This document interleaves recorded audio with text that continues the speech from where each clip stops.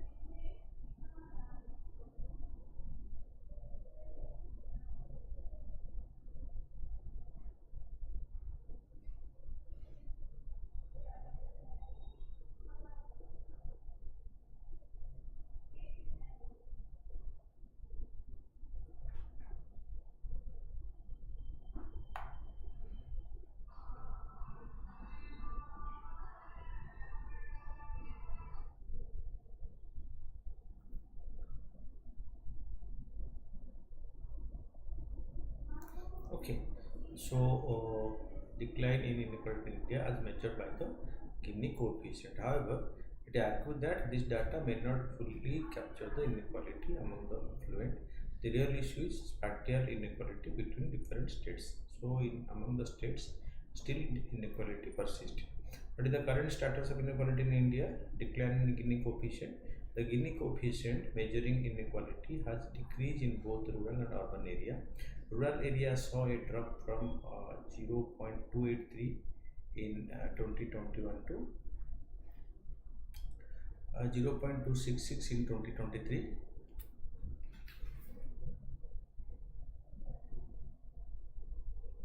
Okay. And urban area from 0.36 to 0.314. The spatial inequality, significant consumption disparity exists between states and between rural and urban area. For instance, Chhattisgarh shows an 80%, 82% difference in that MPC between rural and urban areas. What is the real challenge with inequality in India? The primary challenge with inequality in India is spatial disparity between regions and states. The gap in consumption between rural and urban area is stark, with a nearly 71% difference in average monthly per capita consumption expenditure at the national level. Disparities between the states are also significant. For example, rural Tamil Nadu, the MPC is nearly double than Jharkhand, and urban Telangana, the MPC is over 70% higher than in Bihar. What should be done to address spatial inequality? The central government should provide increased fiscal support to the poorer states.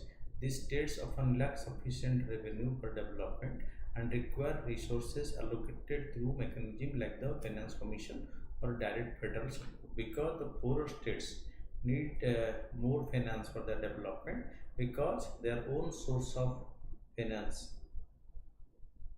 is comparatively less. So here they need the support of the federal government, so they can go for development.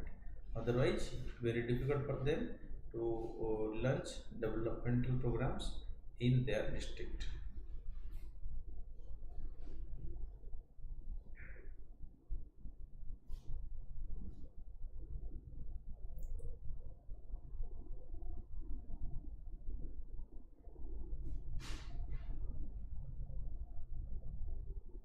Okay, so a balanced growth strategy is crucial as developed states already have resources and advantages that allow them to attract more investment, further increasing regional disparity. Because the states which have already developed, they have a big potentiality and investors are interested to invest in them and establish their plants for manufacturing and services in the developed states than in the backward states, because backward states are backward in infrastructure. That is why, so normally the investors are reluctant to go, because the risk there is much more. So here they need the support of the central government with fund for the development of the region. So once the development took place, they will be able to attract investment on their own.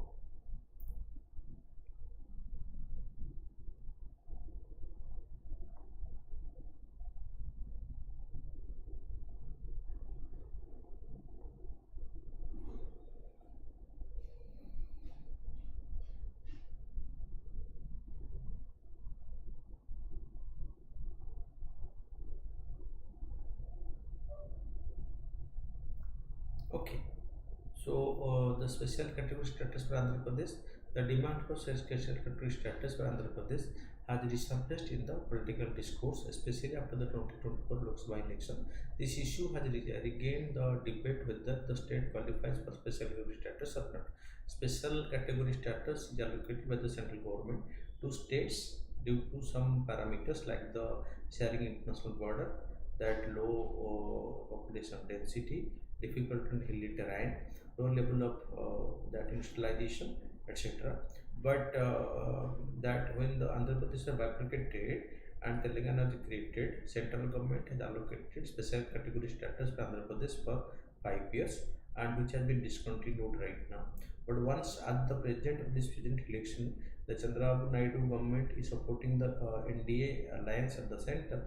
So the Andhra Pradesh has started again demanding special category status. So this demand for special status has again resurfaced after this election, and if Andhra Pradesh is allocated this status, other states like Odisha will also follow the same demand.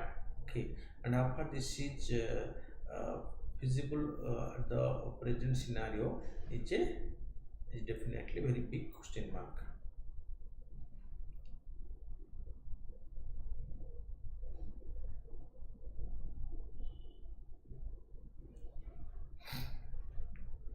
Okay, history and background of Andhra Pradesh demanding the special category status. Andhra Pradesh Regulation Act split the state into Andhra Pradesh and Telangana, that came into effect in June 2nd, 2014.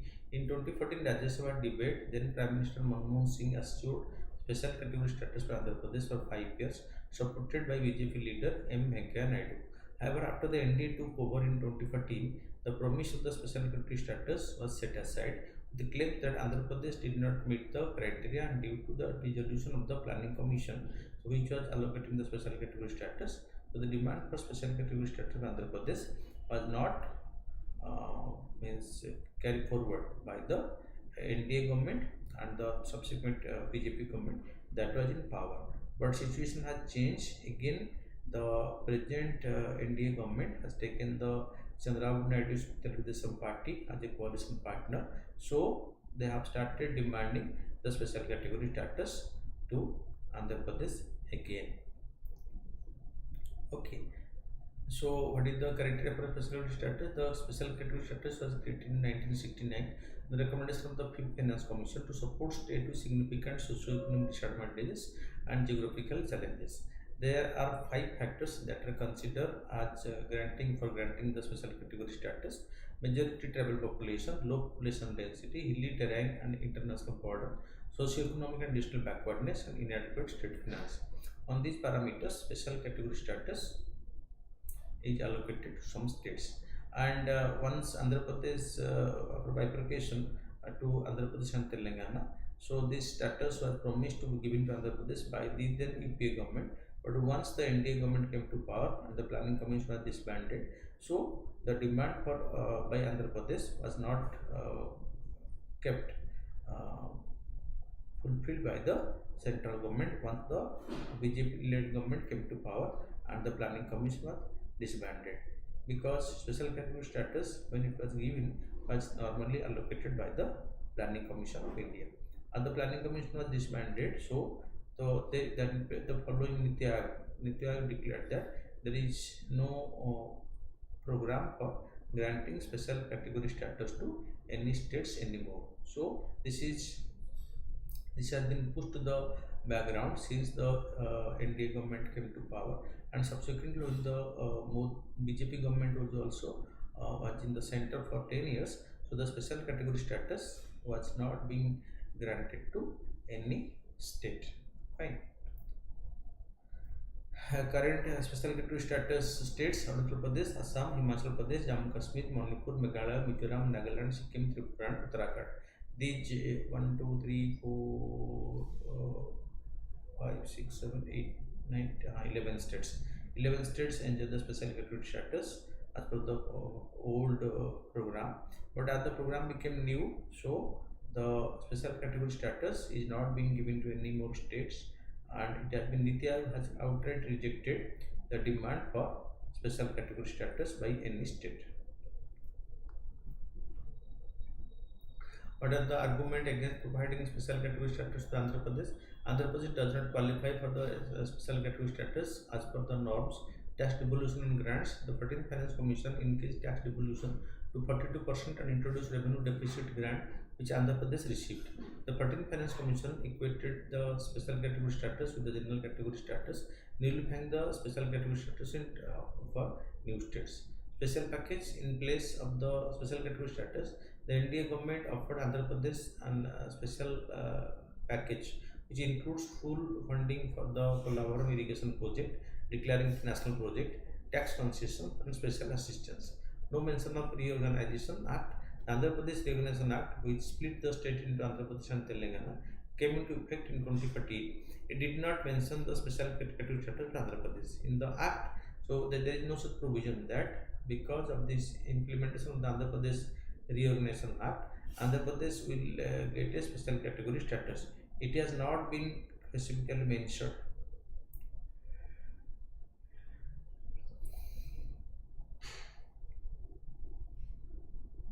In the state bifurcation provisions. So as it is, so the demand for the special category status is right now again a big question mark, and as Andhra Pradesh has started demanding this.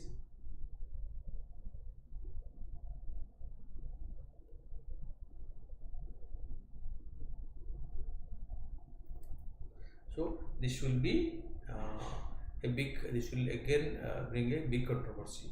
Then next is the cooperative society are not subject to the RTA Act. Next topic. So in India we have a well-functional cooperative society, but the question, so that this topic discuss whether the cooperative society will be brought under the Right to Information Act or not.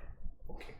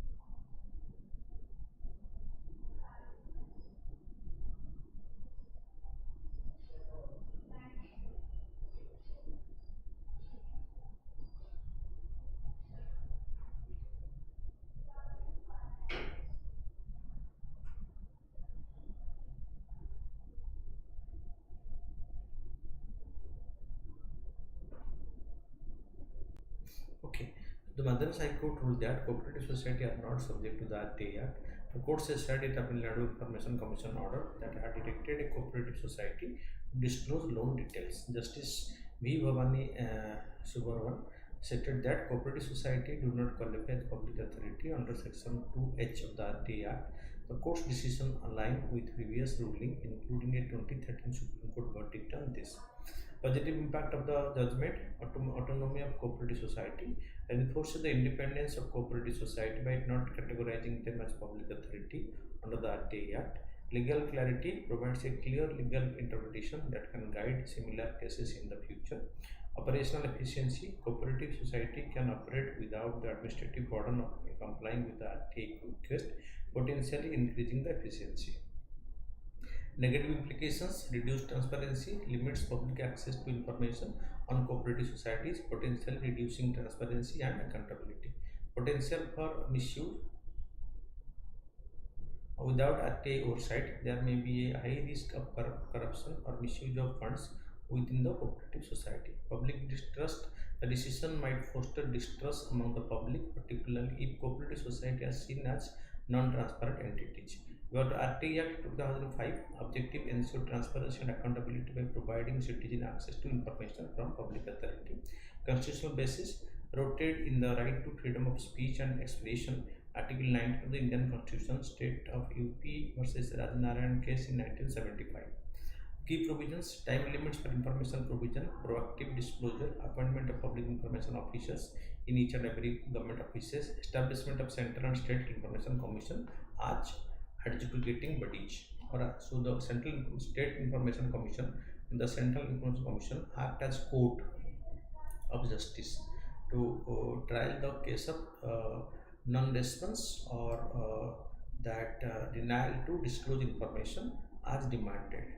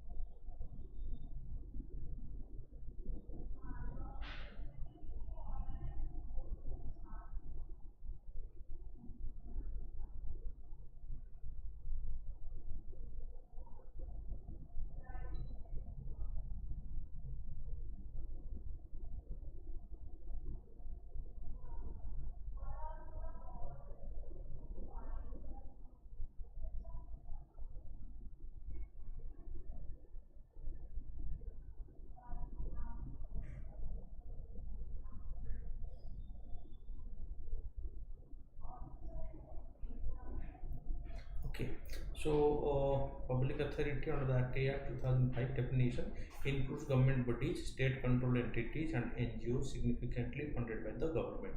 Duties: maintain organized records, regularly disclose information, and designate PIO, public information officer, for information dissemination.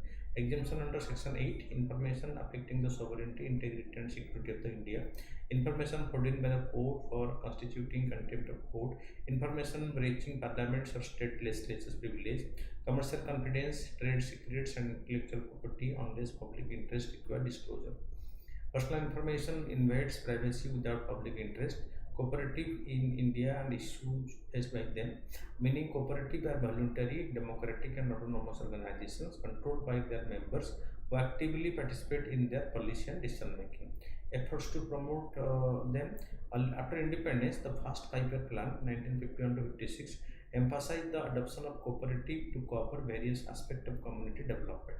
The 97th Amendment Act 2011 it inserted Article 43B in the Directive Principles of State Policy of the Indian Constitution.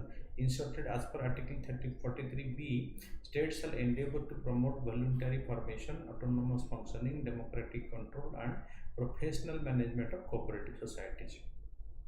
Issues faced by the cooperatives: inadequacy in governance, politicization and excessive role of the government, inability to ensure active membership, lack of efforts for capital formation, inability to attract and retain that competent professionalism. Election to cooperative boards have been postponed indefinitely in many states because cooperatives comes under the state law. So many times the state government that they try to postpone the election to the cooperative societies. So only with the intention to mismanage the things there. Fine.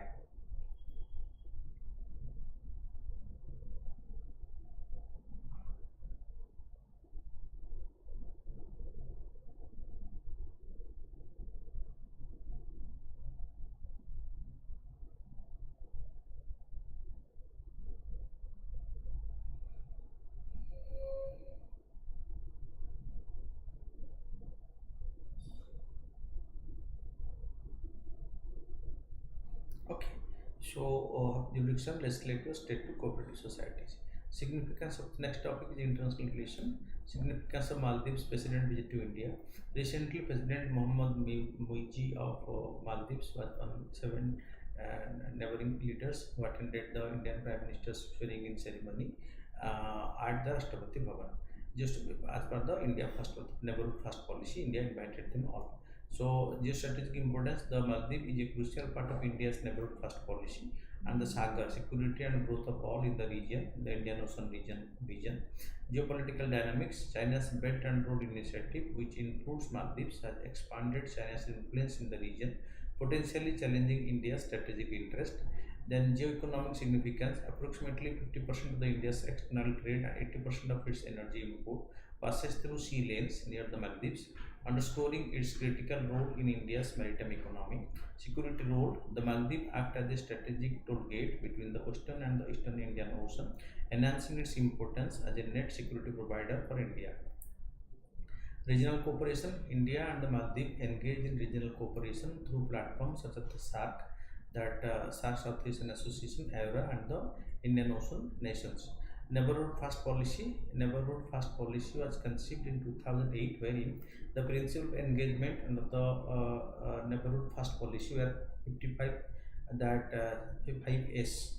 Okay, the 5S: Samman, Sambad, Santi, Samriddhi, and Sanskriti. These are the 5S highlighted as per the Neighborhood First policy.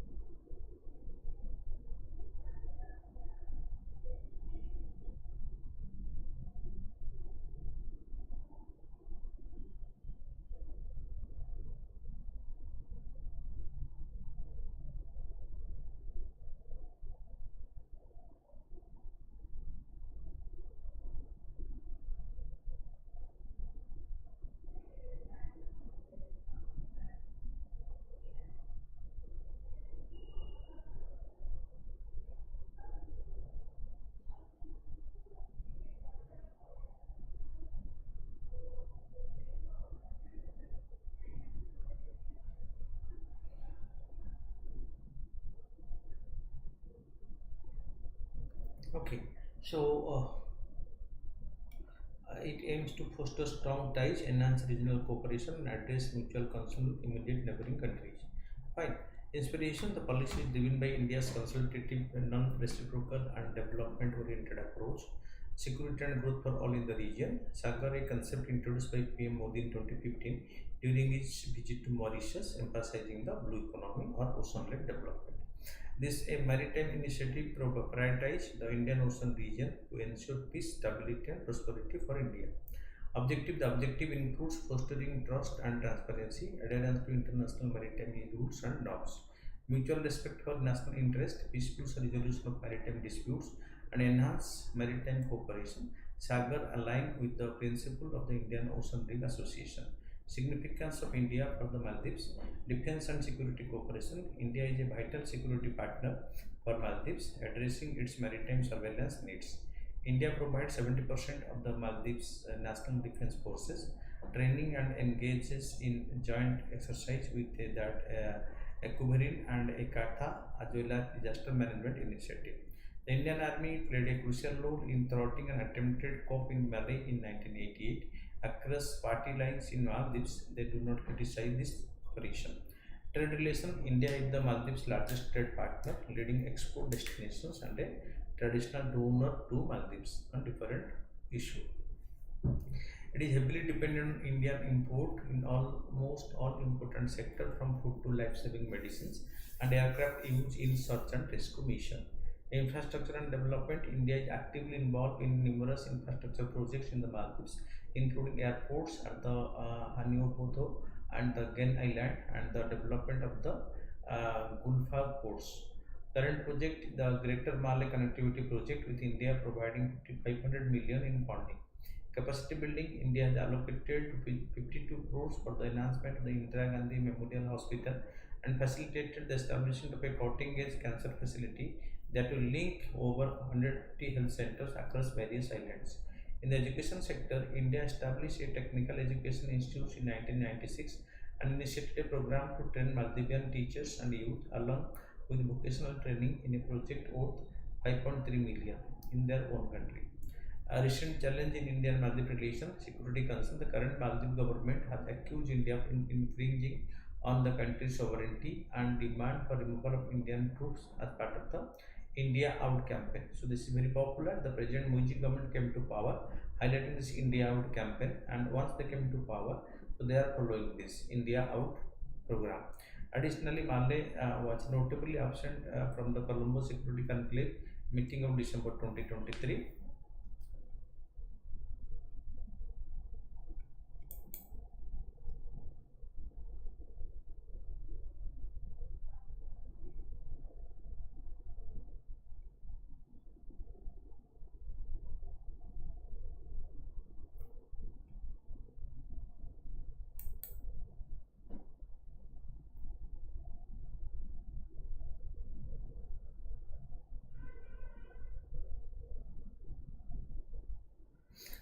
Then Out India campaign. Additionally, Malay was notably absent from the Colombo Security Plan. Shifting priorities in Maldives, public opinion is split between the two respective perspectives: the India Out campaign and the India First campaign, championed by former President Ibrahim Mohammed Soedi. So, for instance, newly elected President Mohammad Muji departed from tradition by making Turkey his first bilateral visit, followed by China instead of visiting India first. Muji's pro-China tilt, like his mentor, former President Abdullah Amin Abdul Gayam, under whose rule the Indian-Maldives relation deteriorated severely, Muji has openly aligned his country with China as a counter to India.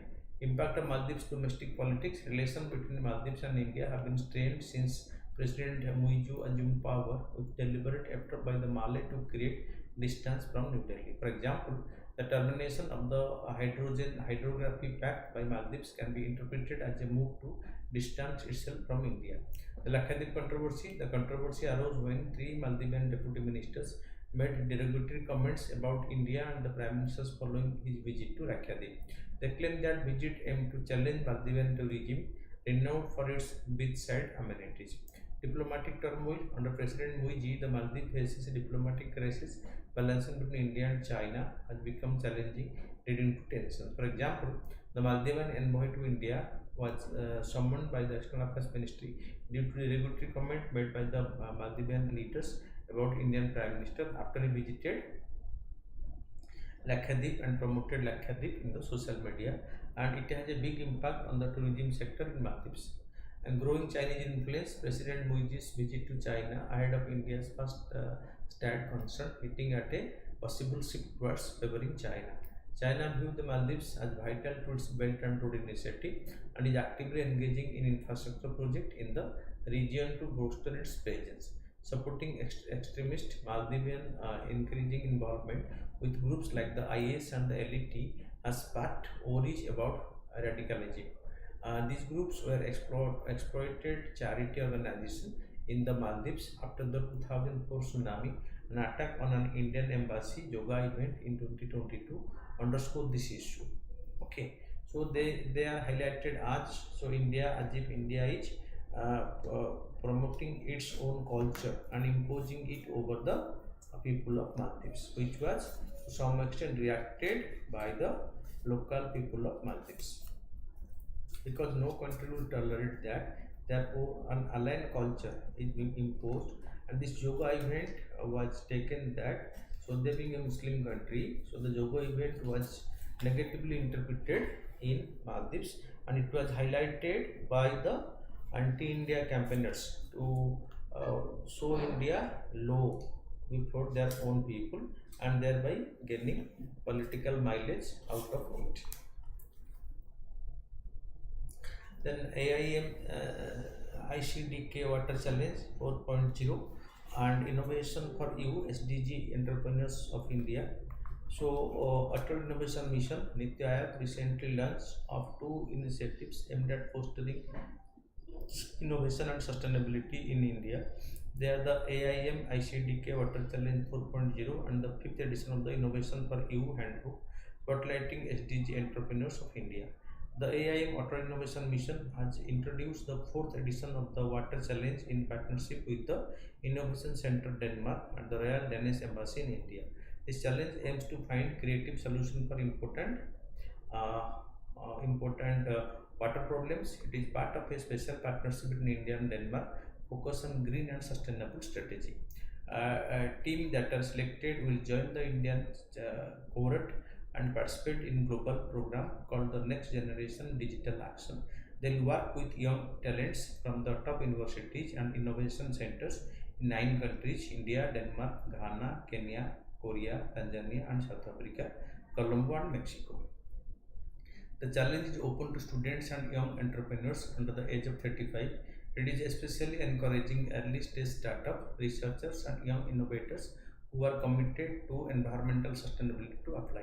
There are two tracks in this challenge. The student track focus on using digital technology to create a positive impact on society. The young entrepreneurs track offer Indian tech startup an opportunity to develop their ideas faster and from international partnership. About innovation for you, SDG Entrepreneurship of India, the Atal Innovation Mission has also released the first edition of the Innovation for You.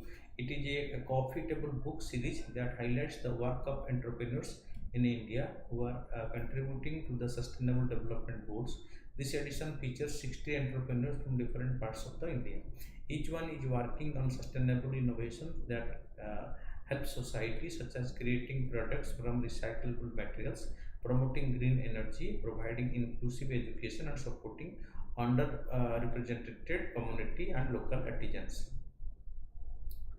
Then National Health Claim Exchange, the Health Ministry and the Insurance Regulatory and Development Authority of India are collaborating to launch the National Health Claim Exchange, aiming to streamline healthcare access and claims processing. What is the NHCX? NHCX is a communication protocol facilitating the exchange of health claim information between payers, providers, and beneficiary. The NHCX will centralize health claims, enabling seamless interoperability, providing improving efficiency and reducing the administrative burden on hospitals. 12 insurance company and 1 TPA have integrated with the NHCX under the Digital Health Incentive Scheme. In incentive scheme, hospitals receive financial incentive for digital health transactions through the NHCX.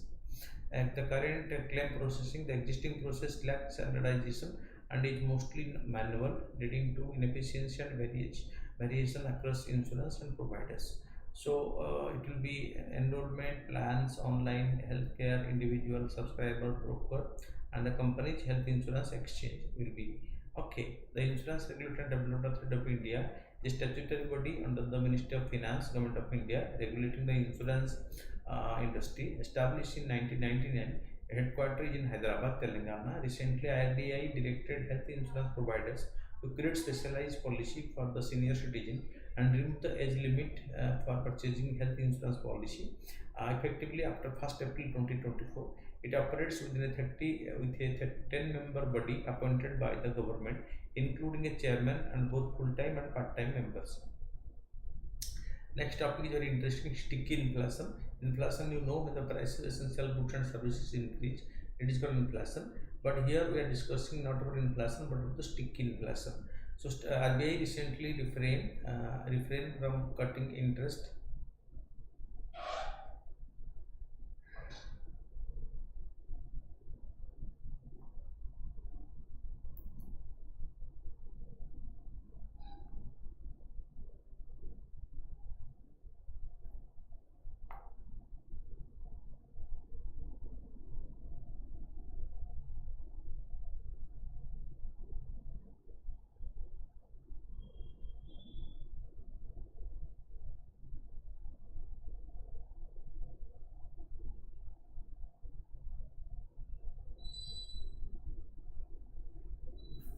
Okay, so sticky inflation refers to a situation where inflation rates remain relatively high but stable over time, despite changes in economic conditions or monetary policy.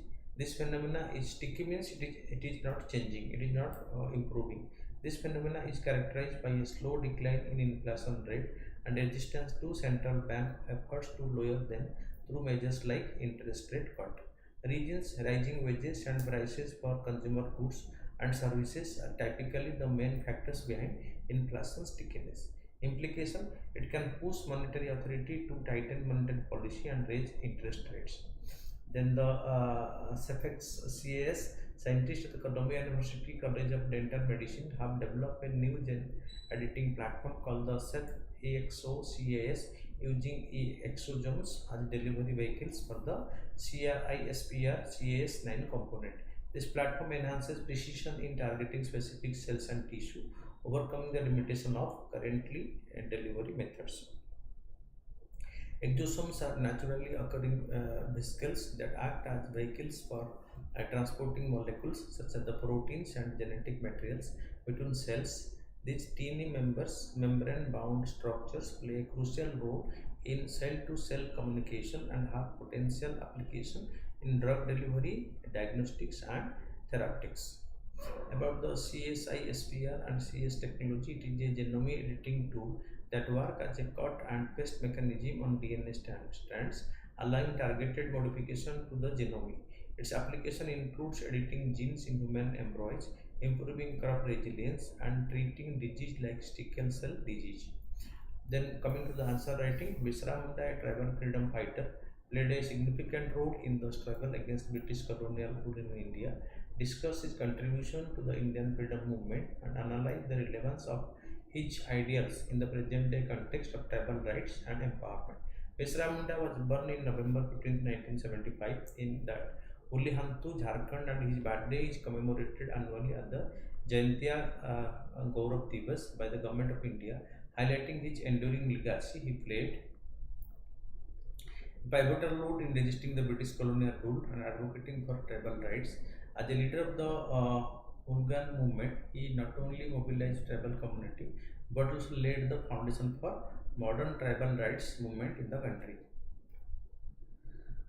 Birsa Munda spearheaded the Ulgulan Great Tumluth movement in the late 19th century, which was a significant uprising against the British colonial policy that exploited tribal lands and resources.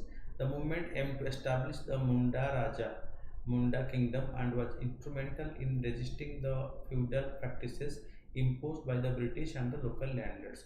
Contribution to the Indian freedom movement: leadership in the Ungan movement, that Birsa Munda led the Ungan movement to challenge the British imposed zamindari system.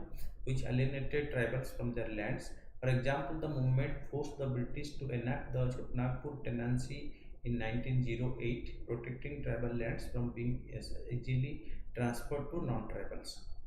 Social and religious reforms. He founded the Birset faith, which promoted monotheism, moral conduct, and the rejection of the superstition and alcoholism. For example, his followers, known as the Birsites, resisted both British influence and missionary activity, strengthening tribal unity and identity.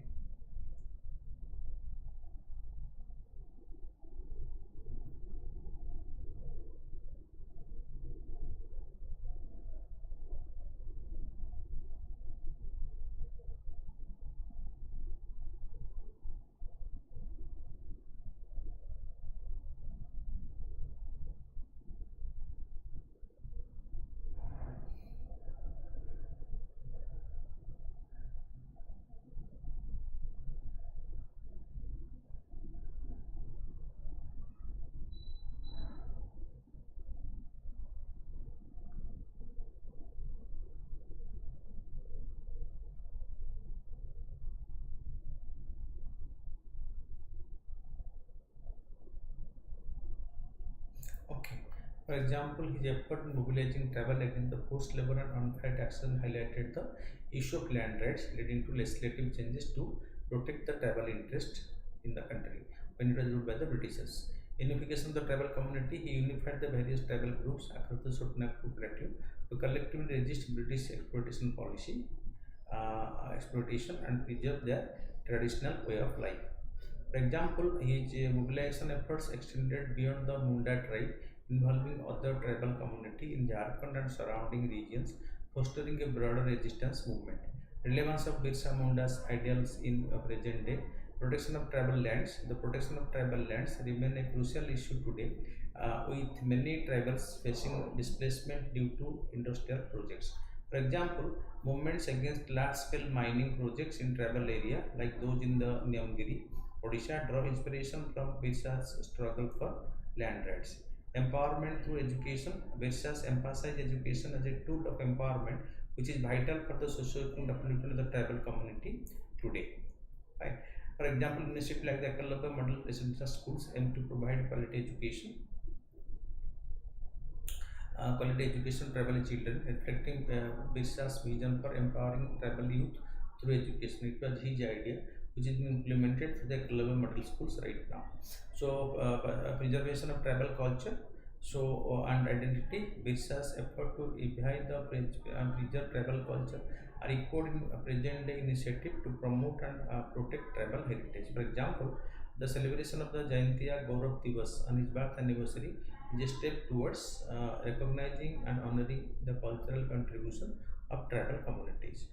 Advocacy of the tribal rights. Birsa's fight for justice and right continue to inspire contemporary movement advocating for the legal and constitutional rights of tribals. For example, the implementation of the Forest Right Act, which aims to recognize the right of the forest dwelling tribes over ancestral lands, is a testament to his enduring legacy.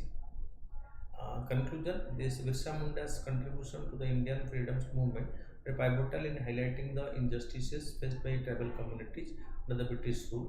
His ideals of land protection, cultural preservation, and education remain highly relevant in addressing the challenges faced by the tribal today. To truly honor his legacy, it is essential to implement policy that safeguard tribal rights, promote socio-economic development, and preserve their rich cultural heritage. By doing so, we can ensure a more inclusive and equitable future for all tribal community in India.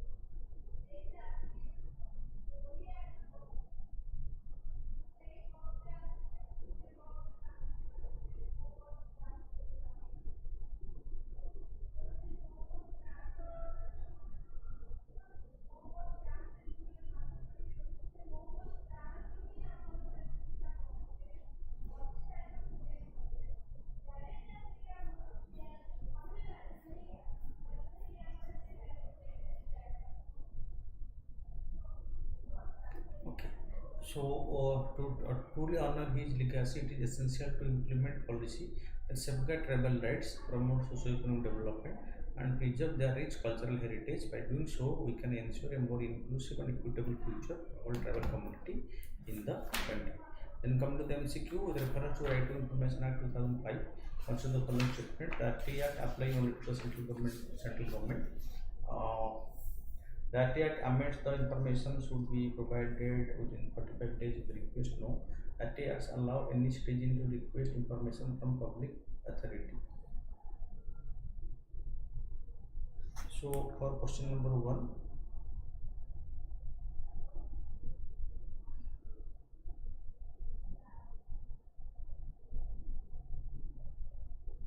all these are correct.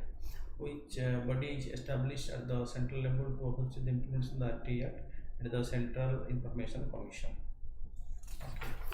So then to question number 3, consider the following statement: sticky inflation occurs when price of goods and services adjust quickly to changes in the